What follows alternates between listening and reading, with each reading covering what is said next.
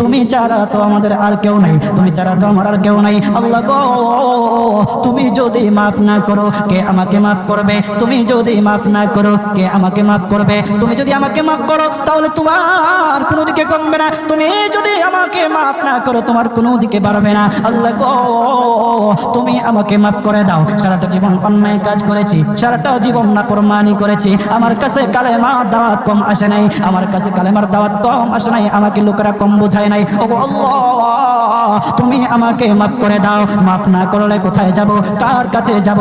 বাবা যখন মারে তখন মার কাছে আশ্রয় নেওয়া যায়, মা যখন প্রহার করে তখন বাবার কাছে আশ্রয় নেওয়া যায়, বাবা মা যখন প্রহার করে তখন দুনিয়ার কারো না কারো কাছে আশ্রয় নেওয়া যায়। ও আল্লাহ,